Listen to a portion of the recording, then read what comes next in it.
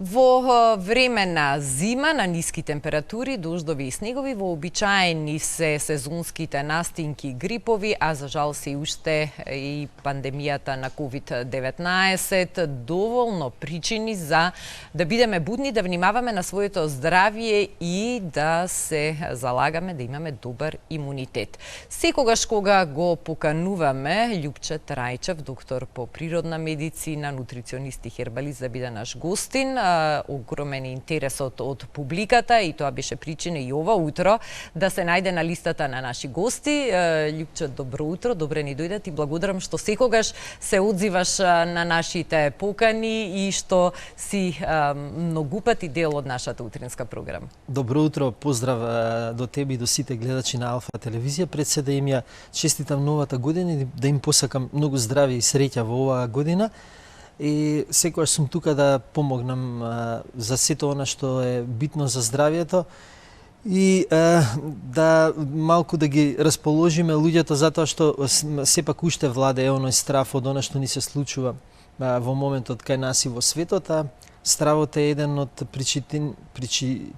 причинители за ослабување на нашиот имун систем, затоа треба да го исфрлиме стравот, да бидеме среќни, весели, да се грижиме за нашето здравје на еден природен начин кој што ќе ни овозможи да бидеме и здрави и среќни.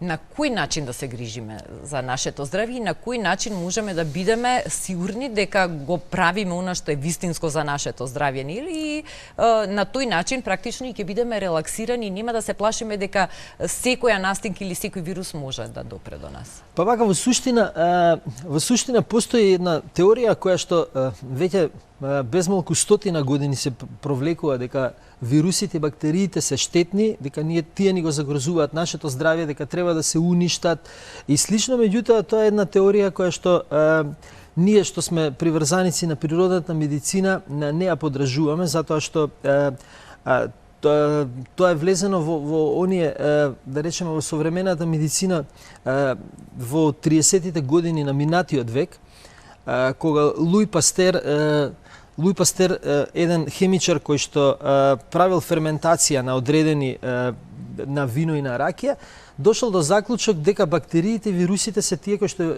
ја предизвикуваат ферментацијата, што е точно, меѓутоа и дека се причинители за сите заболувања кои што ги предизвикува што се предизвикани кај човековиот организам. Тука на оние бизнисмени кои што нашле тука начин за да произведат контра од тоа, за да се уништат бактериите и вирусите, и тоа станало еден огромен бизнис, иако пред самата смрт Пастер признал дека тоа го направил од други причини, меѓутоа веќе медицината била толку развиена со производство на тие антибиотици и останати средства кои што требало да ги убиваат бактериите, вирусите кои што ние ги имаме за да не заштитат, а од друга страна ги имаме Бешамп кој што е прогласен за 10 пати најдобар доктор во Франција и останатиот регион, кој што кажал дека тие се нус последица од сите метаболитички процеси кои што се одвиваат во нашиот организам и дека не се причина, туку дека се последица, дека нешто не правиме како што треба. Она што ние не го правиме како што треба, во суштина поголемиот дел од нас е тоа што внесуваме многу отрови во нашиот организам, не се храниме правилно и последица на тоа е предизвикување, создавање на вируси, бактерии, оние кои што треба да ги изедат отровите кои што сме ги внеле ние во нашиот организам и да не ослободат од натамошно труење кое што може да предизвика посериозни последици.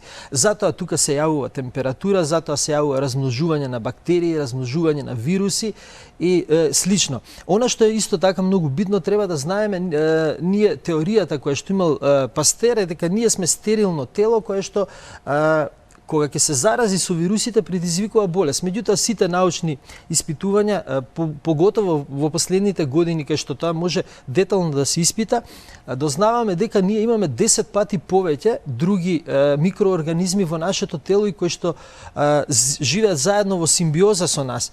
Тоа е секаде во целиот свет е создаден така да се живее во симбиоза. Ако земеме едно дрво, на пример, дрвото во својот корен има микроорганизми кои што ги прилагодуваат сите минерали и останати нутриенти и му ги даваат на дрвото за дрвото да може да расте, а за возврат дрвото им дава од сончевата енергија која што ја впива и преку која прави фотосинтеза. Значи во една симбиоза микроорганизмите заедно со дрвото ја прават таа фотосинтеза што, например, јас кога бев ученик по биологија тоа не го учев и мислевме дека само дрвото е тоа кој што созда. Меѓутоа, без микроорганизмите дрвото никогаш не би можело да ја направи таа фотосинтеза. Сега што се случува? Тие микроорганизми, ова го говорам за да ја разберат луѓето природата и да веруваат во својот имунитет. Тие микроорганизми подоцна кога дрвото после 300-400 години ќе умре, дрвото веќе нема да постои, ќе го разложат тоа дрво и ќе направат ѓубриво за останато дрво кое што ќе расте. Значи самата природа е направена така, за цело време го поддржува животот. Еве ќе кажам уште еден пример од животинскиот свет, каде што имаме затворен систем, кај што не може ништо да влезе од внатре.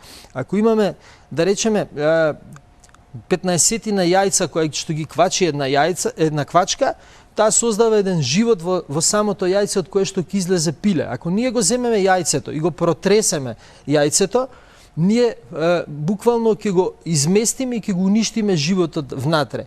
Сега и го вратиме јајцето назад кај квачката, микроорганизмите кои што требале да создадат живот во тоа јајце, ќе сватат дека животот веќе е нарушен и ќе почнат процес во кој што сите тие хранливи материи кои што биле во јајцето ќе ги разложат и, да речеме, после неколку месеци во тоа јајце ќе остане само еден прав. Како што велат англичаните и американците, ashes to ashes, dust to dust, се враќа во правот кој што е од кој што и доаѓаме, така да доколку ние го скршиме тоа јајце, ќе видиме дека внатре има само еден прав. Ако го ставиме тој прав во некое цвеќе, тоа ќе биде многу хранливо, бидејќи има микроорганизми кои што понатаму сакаат да создават живот и ќе израсне едно убаво големо цвеќе од остатоците од тоа пиле што требало да настане, меѓутоа ние сме го пореметиле, со нашата физичка активност сме го изместиле. Значи, тоа значи ли дека ние си го пореметуваме собствениот имунитет, правејќи погрешни избори? Така, например, ние ако купиме автомобил, произведувачот ќе ни каже: треба да го менуваш маслото, треба да ставиш од ова масло, треба да го возиш вака автомобилот. Значи ние кога се раѓаме треба уште во основното училиште да се создаде предмет во кој што ќе биде предметот да се вика здравје, едноставно да се вика здравје, кај што од мали нозе ќе се научи како да се почитува својот организам и како сватиме како всушност се одвиваат тие процеси да функционираме. Не може ние да отидеме во кафана и да конзумираме масло кое што е 2 месеци стоено во фритеза во која јадеме помфрит и да сакаме да бидеме здрави. Тоа е исто како да земеме прегорено масло и да ставиме во нашиот автомобил и после да се чудиме зошто автомобилот ни прегреал или ни трокира или слично, затоа што не го почитуваме. Многу малку се зборува кај нас за своето здравје. Луѓе ќе стават од најскапото масло во својот автомобил, ќе купат рафинирано масло за да конзумираат од 50 денари наместо да купат од 400 денари и да користат и потоа имат проблем. Затоа се срцевите заболувања број 1 во наше поднебје. Имаме многу млади луѓе што ни умираат од качување на тромбови заради проблеми со целиот крвоток кој што го уништуваме буквално со таква храна, со многу отрови кои што се насекаде во храната. Брзата храна и слично. Како да ги неутрализираме тие отрови кога веќе ги внесуваме? Значи, затоа што е многу тешко да се има режим на исхрана кој што е по сите правила и норми правилен, затоа што денес и овошјето и зеленчукот се третира со пестициди и дури и кога јадеме здрава храна, внесуваме токсини. Како да ги неутрализираме? Убавината на нашето тело е што тоа може да се регенерира и може многу да трпи. Има многу начини преку кои се прочистува. Тука се потните жлезни, лимфните јазли, црниот дроб, бубрезите. На секој начин се обидува да исчисти крвта, да го исчисти телото. Ние треба само малку да му помогнеме, значи не треба да се грижиме да идеме по таблица дека мораме волку, мораме толку, меѓутоа да знаеме тоа што го внесуваме да биде корисно и здраво.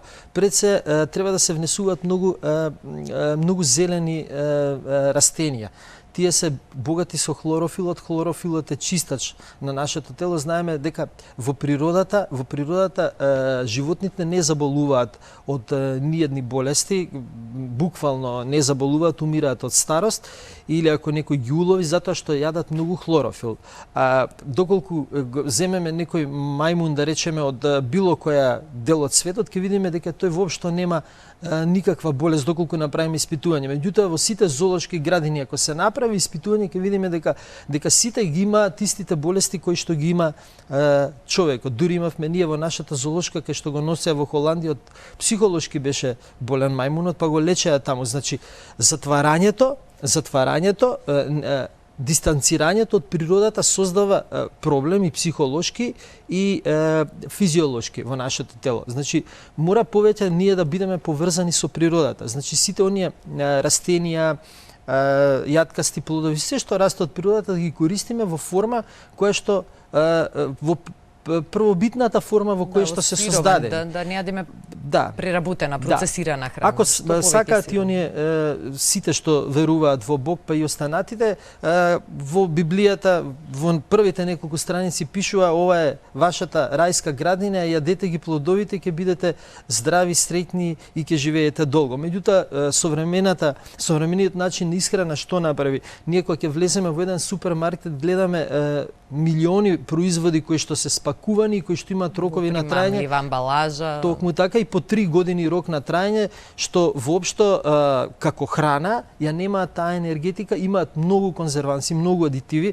Нормално, за да може да стои 3 години одредена храна, морате вие да внесете многу конзерванси кои што би ги труеле на некој начин бактериите, мувлата, сето она што оној природен процес за кој што зборував, кој што ја распаѓа храната. Ние во природата никаде не можеме да видиме отпадоци доколку човекот не ги создаде. Природата е така совршено создадена и така е со милиони години. Ние тука не можеме да измениме нешто. Проблемот е што ние се обидуваме да измениме. Ние не можеме, ние можеме само да се прилагодиме на природата и да живееме во склад со неја. Секој обид да измениме природата си штетиме сами на себе и го уништуваме нашето здравје и здравјето на сите околу нас. Затоа мора да се создаде една свест на повисока свест на повеќе почитување на природата, како што реков, тоа треба да се воведе, значи во самиот образовен систем, тоа да биде предмет број 1, затоа што здравјето е најважно пред се, природата е најважна пред се. Доколку имаме таква младина која што е едуцирана, тие заедно во одреден период кога ќе бидат на одредени функции нема да дозволат загадување ниту на воздухот, ниту на средината. Меѓутоа, со ваква едукација кај што не е нагласено колку е важно здравјето на некој начин, имаме загадување од секаков вид, имаме многу болести и многу смрт, па и оваа сега пандемијата со COVID-19 и начинот на кој што се лечиме исто така несоодветен според мене. Оние кои што сакаат секој да има право да се лечи онака како што сака, меѓутоа овој начин на користење на толку антибиотици на вирусно заболување е сосема погрешно, поготово кога ќе се искомбинираат два антибиотици, ја уништуваат цревната флора каде што се создава 90% од имунитетот. И само тоа, и корисните микроорганизми во горниот респираторен тракт, што токму така. Значи пред 7-8 години беше некаде од 70 до 80%. Сега најновите испитувања покажуваат дека 90% од нашиот имун систем се создава во цревата. И доколку ние ги уништиме, тоа е исто како да тргнеме во војна, ја уништуваме војската и потоа сакаме да се бориме. И затоа се јавуваат инфекции кога ќе ги уништиме микроорганизмите кои што се задолжени за нашиот имун систем, затоа болеста прогресира горе во белите дробови, се труди на некој начин да ги исфрли преку кашлање, останати работи, слуз, течење на нос. секогаш, значи, според мене, јас и така се лечам природно, немам значи ги искористено ни суплимент, ни некаков медикамент повеќе од скоро 19 години. Секогаш кога ќе имаме одредена состојба, а сега тоа ќе биде нормално затоа што температурите се намалуваат и кога температурите се мали доаѓа до прочистување на организмот. Еве еден податок 2019, не ја зимаме 2020, 2019 сме имале 2973 заболени од грип, не зборам асимптоматски и слично, оние кои што биле пријавени преку своите матични лекари и кои што се заведени дека се болни од грип. Значи, скоро 13.000 заболени од грип. Така да тоа е нормален процес и грипот не е ништо лошо, него е прочистување на нашиот организам. Кога ќе се соберат отровите, нашата војска се активира и кога е ладно, нашите крвни садови се собираат и тогаш е вистинското време кога можат многу полесно да се прочистат, за разлика од летно време, кога се многу проширени и кога затоа и летно време не заболуваме толку од грипови и настинки. Обично тоа се случува зимно време, каде што организмот знае дека треба да се изчисти и да го искористи тој период, да ги исфрли нашите отрови. Затоа и се потиме кога сме болни, затоа го губиме чувството за мирис и вкус, јазикот ни станува бел, ништо не ни се јаде во тој период. Советувам исклучиво пиење на сокови, кои што свежи сокови, цедени, каде што директно на некој начин тоа инфузија, директно храната влегува во клетката, во желудникот, само поминува затоа што ако сокот кој што го пиеме е многу битно да не го пиеме директно, него малку да го задржиме 3-4 секунди во устата, директно хранливите материи, затоа што во сокот имаме и витамини и минерали, имаме алкална вода што е многу битно. На тој начин го опоравуваме целиот наш организам.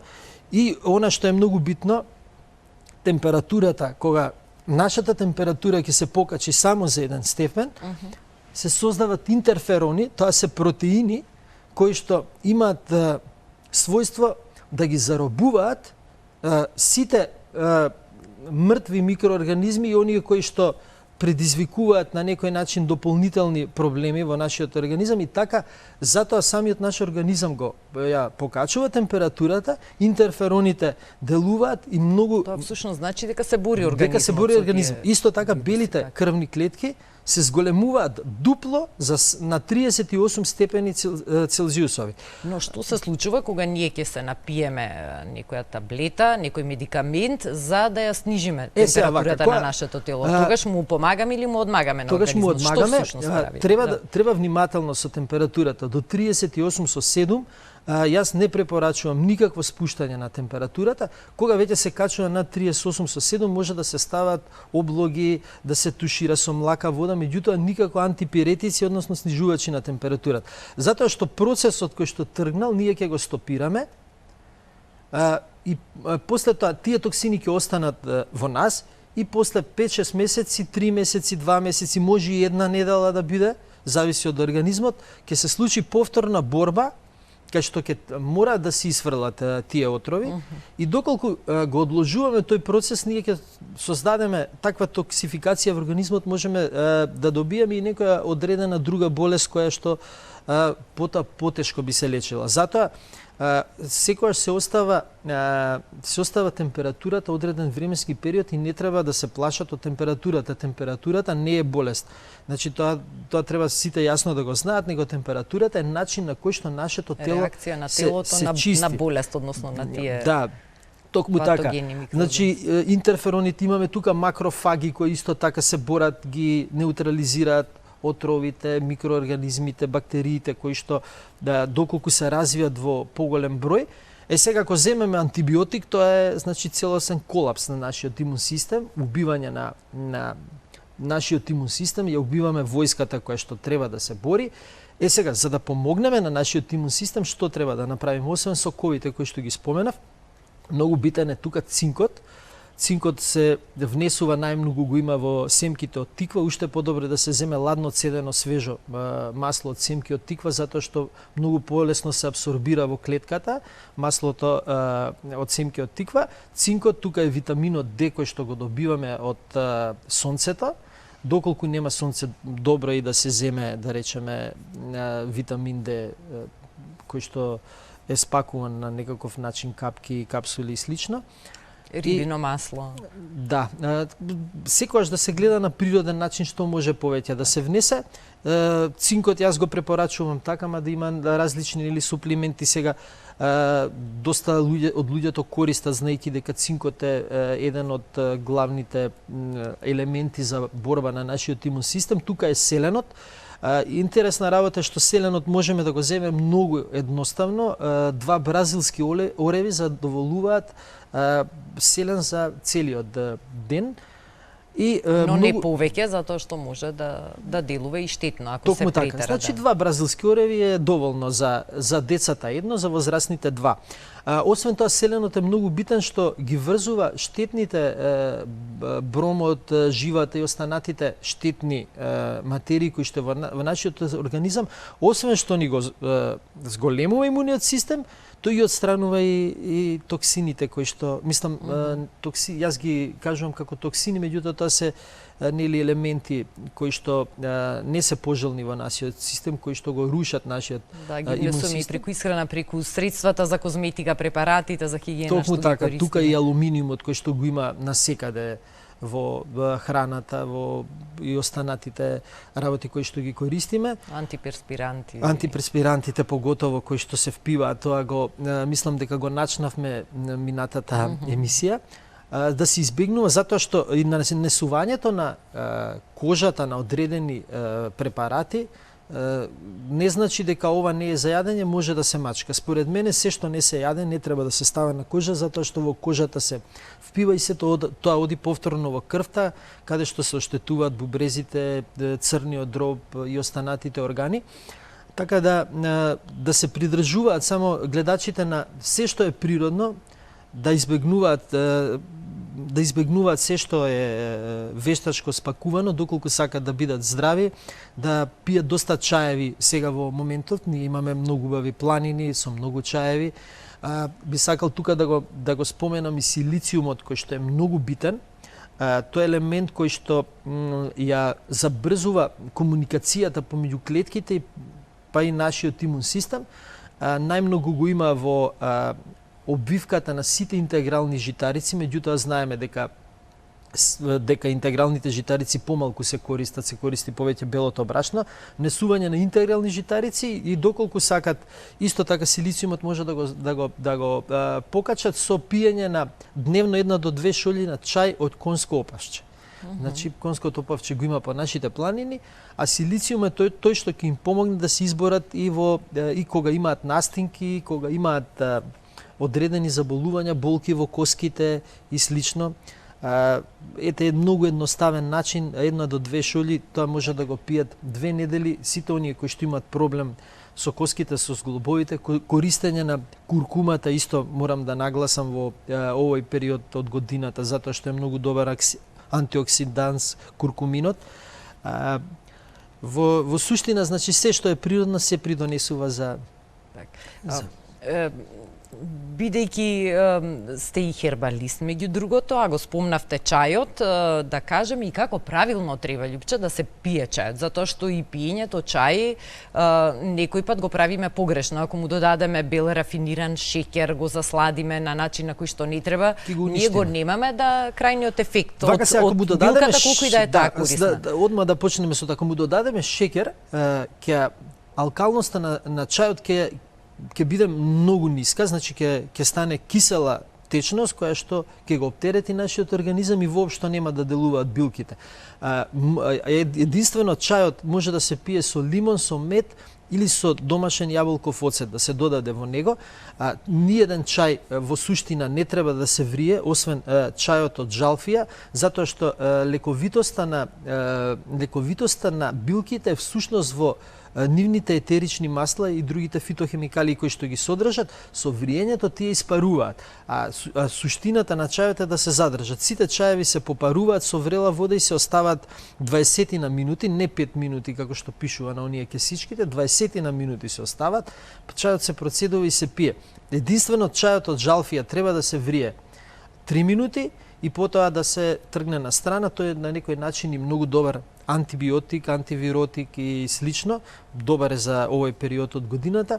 Тој се приготвува така. Останатите чаеви, доколку сакаме да ги задржиме етеричните масла, сите фитохемикалии кои што не треба да испарат, го приготвуваме со попарување од 20 на минути. А ние имаме толку чаеви, толку убави планини, така да секој може да си набере чаеви. Имаме почнувајќи од мај, првиот чај кој што излегува сега во мај ќе биде чајот од јаглика, кој што е многу добар за респираторните органи, многу е добар за дигестивниот тракт, може да се набере на многу планини, кај нас над 1200 надморска висина, така да имам изобилие од чаеви. Ајдучката трева исто многу добра за овие респираторни заболувања.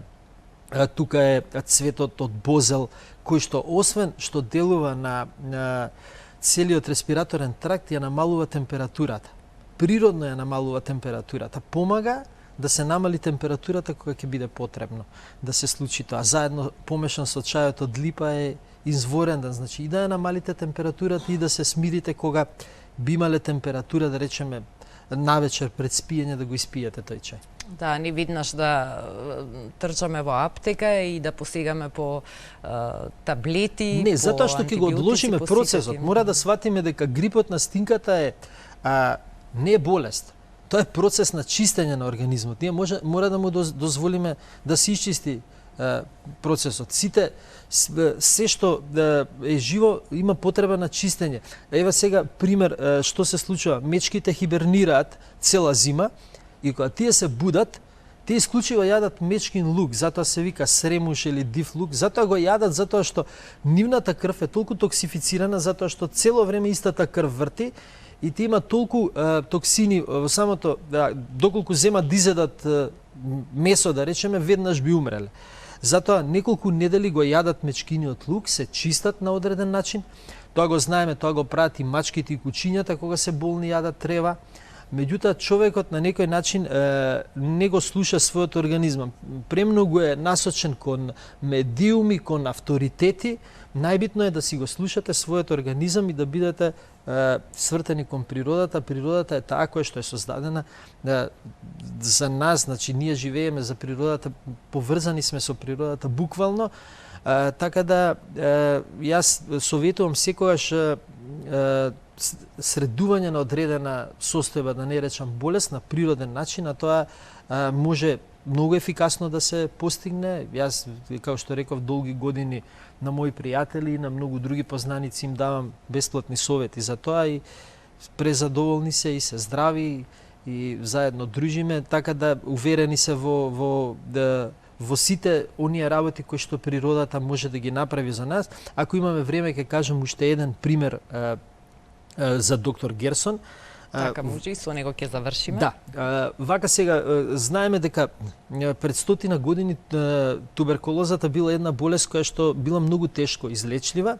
Доктор Герсон е доктор кој што имал ужасна мигрена и не можел никако да ја излечи, пробувајќи ги сите лекови во тогашниот свет кои што биле достапни и правил различни експерименти, заклучил дека доколку пие само сокови, мигрената исчезнува. Потоа почнал да лекува одредени состојби на негови блиски со терапија на сокови, дошол до заклучок дека може да се излечи се со сокови. Постојат сега и 2 клиники во Унгарија и во Мексико кај што се лечат тешко заболени од рак со неговите методи. И она што е интересно, тој им пишал на своите колеги, јас го најдов лекот за туберкулоза. И тие му вратиле, добро, ние имаме 9 тешки случаи, ако излечиш само еден од нив, ние ќе го прифатиме твојот начин на лечење, бидејќи тие се многу болни и не очекуваме дека ќе оздрават. Доктор Герсон отишол во клиниката, ги изнесол надвор, на отворено, и ги лечел 7 дена со сокови, така да сите 9 останале живи.